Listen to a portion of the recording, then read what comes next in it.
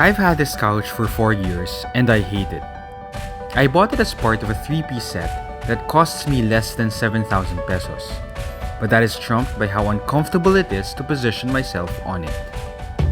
This is a Basta sa Bahay episode, and we are here to help with picking the best couch. We introduce the positions test. Wanting to replace my horrible couch, I went out to our malls and our home improvement retailers, even going the online route. And it was difficult. There are just so many choices. You can start with your ordinary couch, maybe it's a 2-seater. Or you can have it longer, or L-shaped. Or you can make it a set by adding 2 cube stools that can use as a separate seating, or as an extension of the main couch so you can stretch out. A lot, right? And while I appreciate the variety, as I experienced, some couch choices are just bad. Enter the positions test. Envision it as part of the Basta sa Bahay checklist for choosing appliances and furniture pieces. We talk about this in detail in another video. The main checklist goes: first, check if the appliance or piece of furniture passes any size or money constraints. Second, check that it serves all your non-negotiable functions. And then lastly, check for quality, maintenance needed, and aesthetic.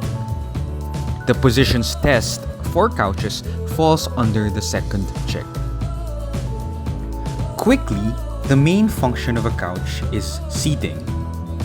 But because we spend long amounts of time, perhaps idle or resting, positioning becomes very important.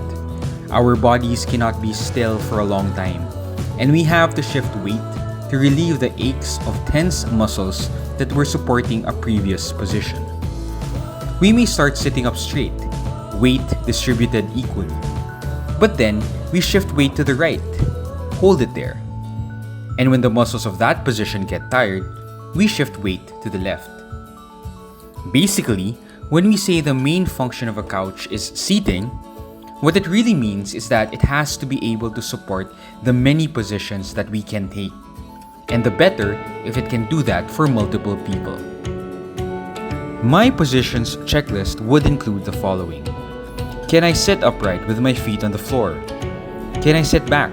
In other words, will the couch allow an incline with its back support? Can I rest to the right or left side? And can I do these upright or semi-upright positions with my feet on the couch? Can I lie down?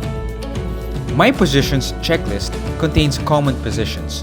However, do note that this is still a checklist that you create for yourself. We all have different positions that we feel comfortable with, and will have a favorite, so adjust your checklist accordingly. So let's apply my positions test to said offender couch. The budget couch I bought is a 2-seater couch. Foam is attached firmly to the couch structure, meaning there are no removable cushions. I can of course sit upright with my feet on the floor, and the backrest provides okay support for this position. I cannot sit back, however, because the foam on the backrest is thin and built into the metal structure. There's no room to push back. To attempt an incline, I have to shift my lower body forward and out from the couch. But then I lose support there because the seating area is only 53 centimeters deep. Depending on position, I have support from armrests on either the left or right side. Okay, standard. I cannot have my feet on the couch in front of me because the seat is not deep enough. I can have it to the side, but as expected for these 2-seaters, this can only be done with one person on the couch. I cannot, however, lie down. Yes, it's a 2-seater, but more so, the armrests rise 18 centimeters from the seat.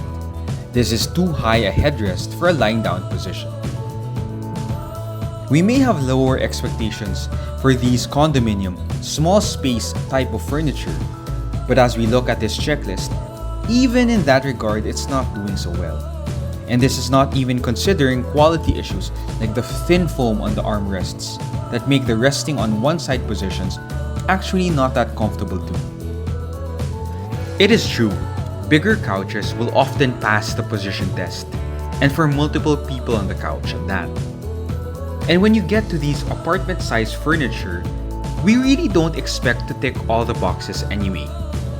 But let's consider some design structure choices that could have made this small couch a bit better. To allow the inclined leaning back position, a thick, cushioned back support works better. There's at least some more allowance to lean back. To allow more sleeping positions, a 3-seater isn't even the only solution. Lower armrests or no armrests work better for this 2-seater couch. At least your head isn't forced to rest on a support that's too high. And if you need arm support for other positions, a cushion might be the better alternative as an armrest. At least it is movable. And in that regard, if even those back cushions are movable, you get a more comfortable sleeping position because you can remove the back support in favor of a deeper lying down area. So in summary, we have to test the functionality of sofas more than just, I can sit on it. When we're on that couch, we shift about, we change positions so that we keep comfortable. The positions test checks that we can do all of that. This is a Basta sa Bahay episode. If you want to see more of this content, subscribe to the Basta sa Bahay channel. We post videos aimed at helping you keep a household within a budget, but hopefully help you remain stress-free while doing so.